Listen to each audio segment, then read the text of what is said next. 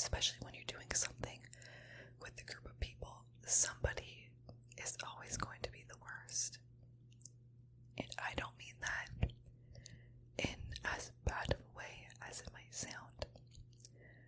And right now, I'm okay with being that person that's slower to learn something, because I've realized that just because I might be the worst out of the group of people I'm with doesn't mean I should stop trying, because it gives me even more of a reason to keep going, because I have the most to gain, and I can show myself that you can start from nothing and really truly gain so much skill and accomplish so much, and it'll mean so much more to me if I can continue going on with this.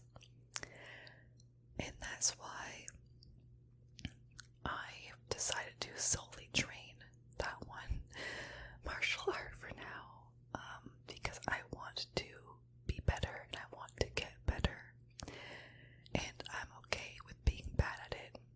I've really come to terms with that. Just setting small goals for myself is something that has honestly really helped me in my mindset. Small goals, just small steps leading to something much bigger, much better. And I want everyone who's watching this, who's struggling with something, just to remember that it is okay to be bad at something. We are all not going to be the best at something, and that's okay. Because that doesn't mean you can't keep having fun doing it. Being bad at something is okay. And if there's anything I want you to take out of this video, and just remember, is that it is okay. It is okay because I said that it's okay. But let's get back into some breathing and we'll continue this conversation. But I want you to breathe in 1, 2, 3, and breathe out.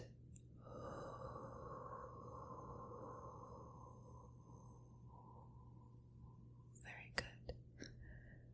Breathe in 1, 2, 3, and breathe out.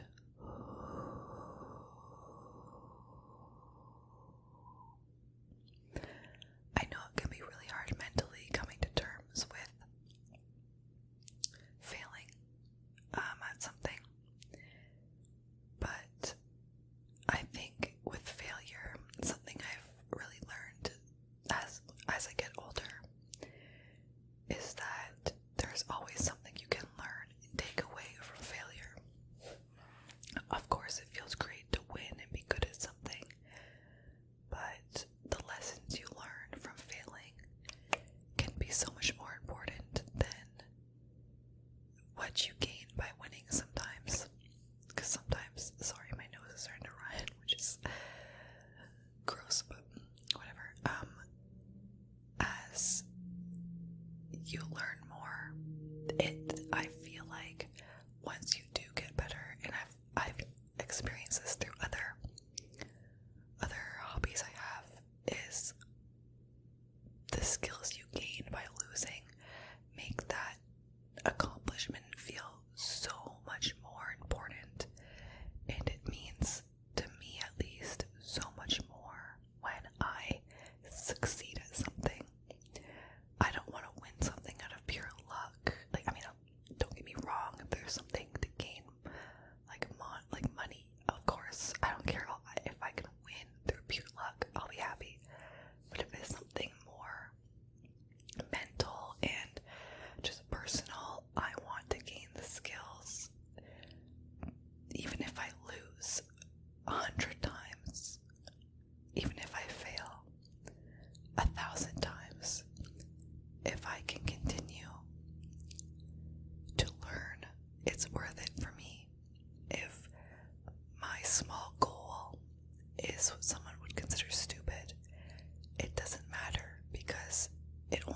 matters to me. And I want you guys to feel the same way.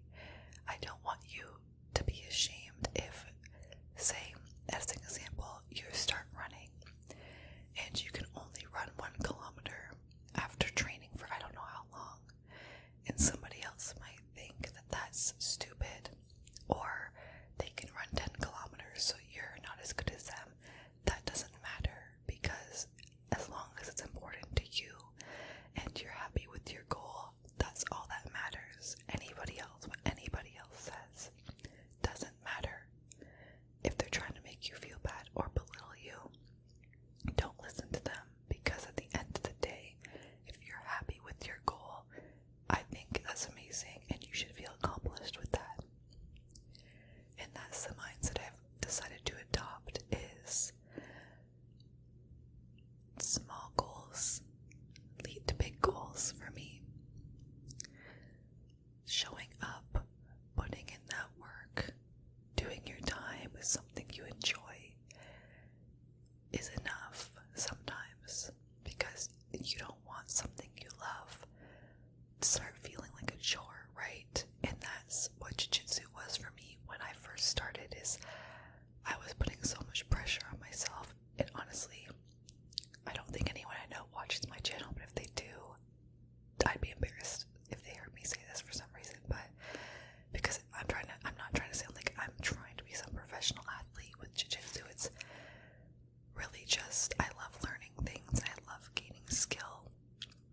So when I first started, I put a lot of pressure on myself to be good, because things like boxing and kickboxing clicked really easily for me. So I'm like, why isn't this clicking easily for me? Why am I having such a hard time with technique and executing things?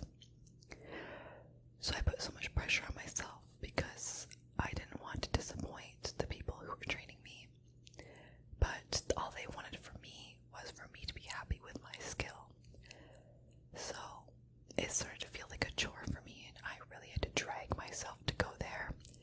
And honestly, there were days or nights after class where I cried because I was so disappointed in myself. And I was putting so much pressure on myself to be good at something that I was a beginner at. And I'm just a slow learner with this.